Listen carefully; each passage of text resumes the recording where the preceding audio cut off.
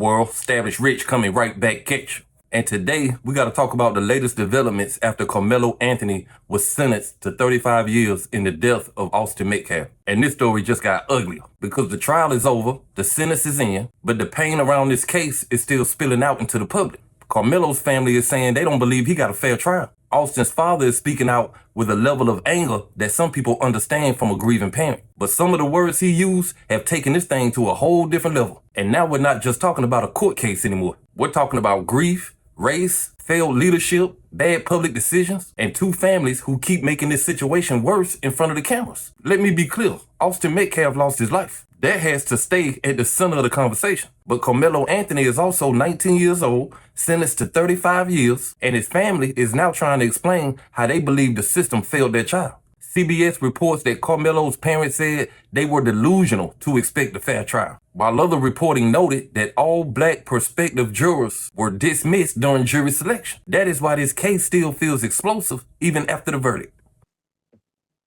Drew Anthony, Kayla, you're cowards. You wouldn't even show up for your son's sentencing or victim statement impact. You abandoned your kid. You left him there. I guess he's no more use to you because you can't get any more GoFundMe money or GoSendGo money. You are grifters. You should be ashamed of yourself. You raised that child. And I swear to God, CPS to come check on those other three that you still have. You never once admitted or took accountability. You tried to play victim. The real victim is the one who died, not the one who shoved a knife in his chest. I come to pray with you and show the world we can close the gap of this unbelievable racial divide. And what'd you do?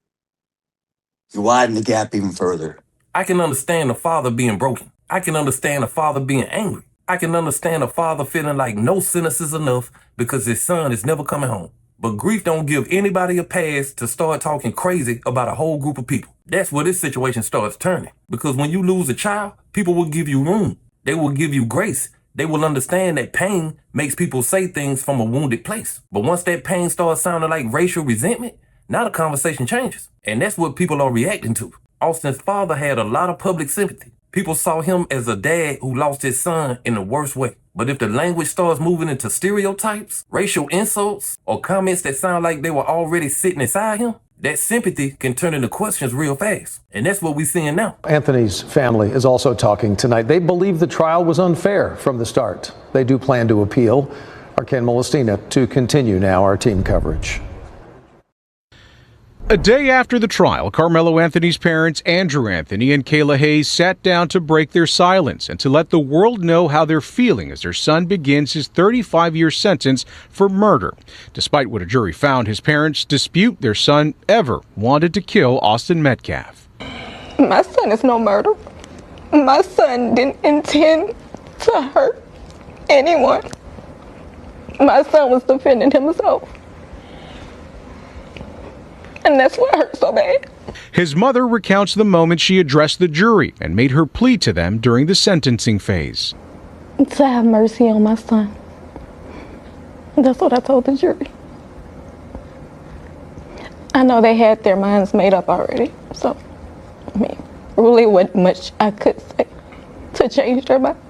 Both parents fighting back emotions and tears as they described what they believe was a flawed trial. We were delusional. We thought we was going to get a fair shake. They claim there were inconsistencies from the get-go, despite witnesses who took an oath vowing to tell the truth. Everyone actually lied on the stand. Everyone. All of the witnesses' statements were inconsistent. All of them. I'm gonna be honest, I got mixed feelings about Karmelo's parents. On one hand, I understand why they feel the way they feel. Their son is going to prison for 35 years. They believe he was defending himself. They look at a jury with no black jurors, and they feel like the outcome was stacked against them before the trial even started. I understand that feeling, but here's what I have a problem with. Why would you expect the system to just be fair to your son? I'm not saying that to be cruel. I'm saying that as a black man who knows history. I'm off the Karmelo Anthony case. I ain't putting no goddamn money toward that boy. His daddy too goddamn weak for me. I don't like a weak nigga. His dad ain't willing to die, kill, or go to jail for nothing. He just want some bills paid. Karmelo, my heart go out to you if you ever see this video one day.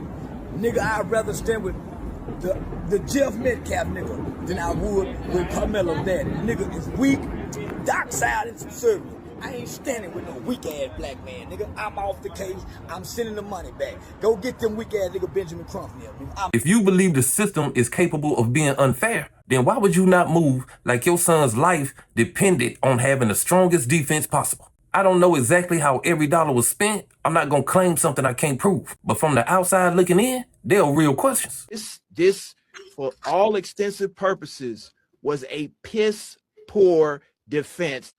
This is a hard case without direct testimony as to why the violence took place, what justified that level, the proportionality of violence, and the presence of that knife makes it almost impossible. And if you're going to possess a hazardous instrumentality like a knife or a gun in that situation, and that's central to the accusations against you, the jury wants to know the whys. And this is a case that is filled with these gray areas and unanswerable questions without direct testimony, and the jury never got it. And that's partly due to this defense attorney and the defense that was presented. There was a lot more that could have been done if self-defense was going to be aggressively pursued. It was not. Anybody that tells you this was a good self-defense, no, it didn't come out. Why did the defense feel so thin to so many people watching? Why did it look like the public relations around this case got more attention than the legal strategy? Why was the family still talking like they were shocked by how Texas handled a black teenager killing a white teenager at a school event? That part makes no sense to me. If that was my son, every dime, every contact, every resource, every legal mind I could reach would have been appointed in that courtroom. Not the internet, not the image, not trying to win a narrative war. The courtroom, because the courtroom is where the years get handed out. During our interview, the Anthonys made a point to call back one man they say continues to dox them. Why you calling me, man? Make fun of you.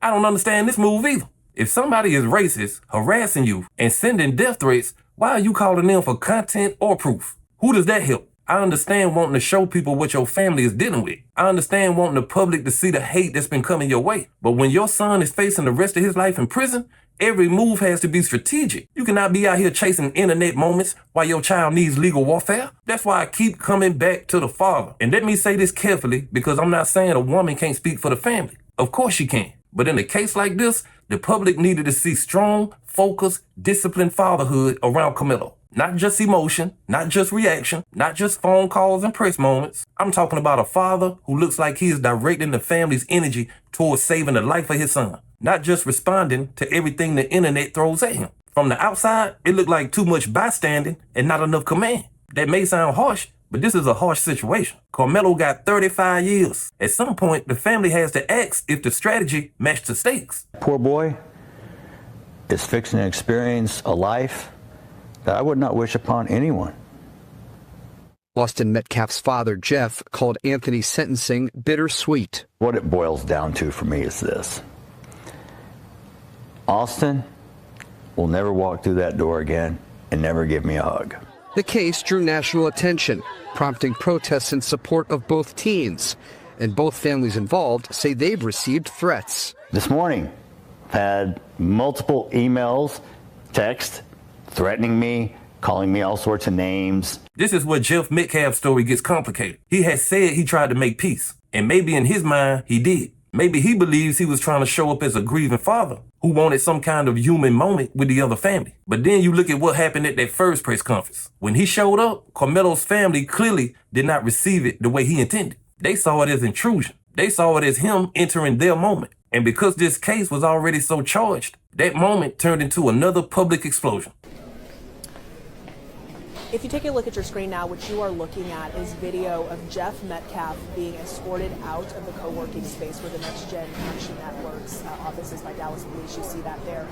Jeff Metcalf, the gentleman who was wearing the sunglasses and the blue shirt, who's being escorted out, is the father of Austin Metcalf, who was the teenager who was stabbed and killed at Chapel 2 weeks ago. He is being asked to leave, escorted out of a press conference that is being held where the parents of the child who is accused of killing Metcalf's child are expected to speak. And all I'm going to say, so it don't be asked later, is that was disrespectful and just shows you all the character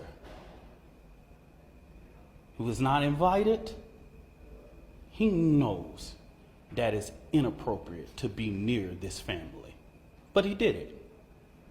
And so I say to people, actions speak louder than words. Okay? What he has failed into is the political operatives that want to make this thing a political thing of hate, yet bigotry, and yet racism. We have conservative operatives that have been posting nonstop about this case.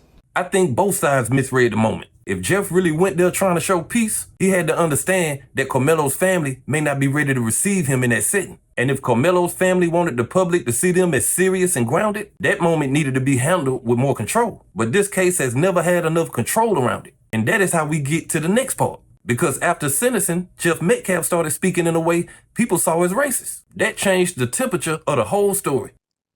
And what did you do? You chose both. The race card, black fatigue, it's real. I'm sorry. You have embarrassed your own culture and race. Don't get me wrong, we got wild people that embarrass the shit out of me too. But you guys, you got a patent on that. And the only people that's going to change it are you. Don't blame the white person because we can't change it. But you're going to blame the white person for everything else. I'm going to tell you right now. Charleston White, you think you're funny? We'll see who's laughing. Drew Anthony, you're a and a coward, and you raised one. Kayla, you drunk. What'd you do to that boy to make him stab somebody? My God, what kind of mother are you? Hey, Kevin Hayes, you liar. Day after it happened. How many lies did you sit and type up on your keyboard, you big keyboard warrior? You a big tough man. You still live in Baton Rouge? Remember you said you'd come to Frisco, buddy? You're supposed to find me. I told you we could sit down and talk. That's all you do. Talk, Mr. Squeaky Clean. You're the only one in your family without a damn record. I guess that's something to brag about in your culture. I can't pretend this man don't sound crazy. I don't care how much pain a person is in. Once you start using language that sounds like racial stereotypes, people are going to ask what was really inside you before that moment. Now, I'm not going to put words into his children. We cannot automatically say his sons believed what he believed just because he said what he said. But we can ask a different question. What kind of environment shapes a person that reaches for those words when he gets angry? That is a real question, because racism doesn't usually appear out of nowhere. Sometimes pressure reveals what was already there. This is the part where Jeff Metcalf started losing people who may have been sympathetic toward him. Not because they forgot Austin died, not because they stopped caring about his grief, but because grief does not make racial disrespect acceptable. That is the line. A father can be heartbroken without turning his pain into language that insults black people. And when he brings up Charleston White, it makes this whole thing even more bizarre. To the Metcalf parents, if I have said anything that hurt you, I ask for your forgiveness. Forgive me. I was in my feelings, I was in my emotions, and I was in my own ideology at that moment. And with that being said, I want to talk to the father, not the mother. When I look at this situation, the absence of the mother in front of the camera lets me know that's a grieving mother. And I want to tell you, Mr. Metcalf, I have no quarrels with you, sir. I initially agreed with you, as I do still agree with you. I did my best. I did my best. I heard you say it, and I made a call without hearing you say it. This is not about race. You have every right to be angry. You have every right to hate. And I'm telling black people, nobody have a right to be mad at you. you don't have a right to be mad at those parents. If we take us out of it and put those 2 kids back of it because we lost 2 children, we're arguing. We brought race into it. Black people introduced it. White people accepted it. From start to now, I've been trying to reject it. Why? It takes the focus off both children. Because now it starts feeling like the case has entered the internet circus completely. A dead teenager, a convicted teenager, 2 broken families, racial tension, commentators, live streams, and people saying anything just because the cameras are on. That is not healing. That is chaos. You people hang your hat on the dumbest shit I've ever seen.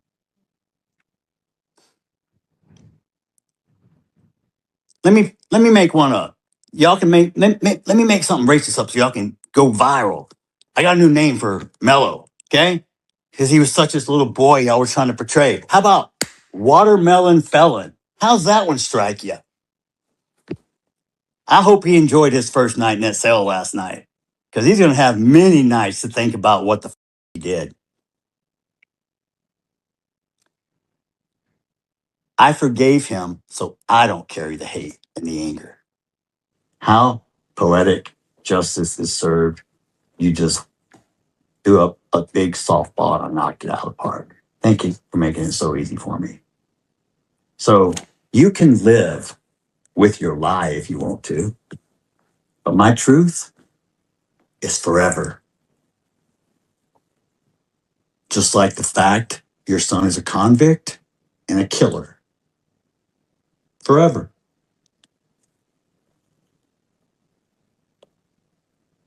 Forever is a long time.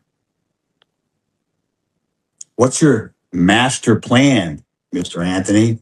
To use your son as income? These comments are gonna fan the flame even higher. It ain't no way around it. People who already believe this case was racial are gonna look at this and say, we told y'all. People who supported Austin's family may now feel uncomfortable defending the father after this. And people who want to keep this case centered on Austin's death are going to be frustrated because Jeff's words are now pulling the attention away from the loss of a life. That is the sad part. He may think he's defending his son, but he actually may be making the conversation less about Austin and more about his anger. That does not help Austin's legacy. It just adds another layer of poison to a case that was already painful enough. And on Karmelo's side, his family cannot just point at Jeff's comments and act like that explains everything that happened in court. Yes, the comments are wrong, but Karmelo still stabbed Austin. Austin still died. That is where I put a lot of responsibility on the parents. From the outside, it looked like they did not prepare for the worst case scenario until the worst case scenario showed up. If they raised serious money, the public has a right to ask if enough of that money was directed toward the strongest possible legal defense. So after raising nearly $500,000,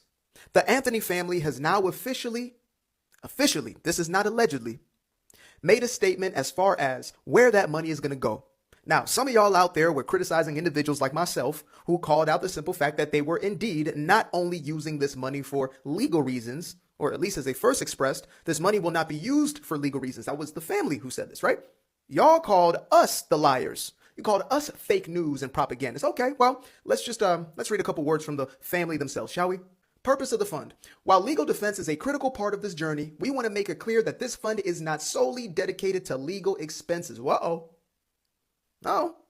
The funds raised will also support a range of urgent and necessary needs that have emerged as a result of this situation, including, but not limited to, key phrase, the safe relocation of the Anthony family. New home? Not too shabby. Let's see. Due to escalating threats to their safety and well-being, okay, as well as basic living costs, groceries, bills, such and such. It's interesting. What's next? Transportation.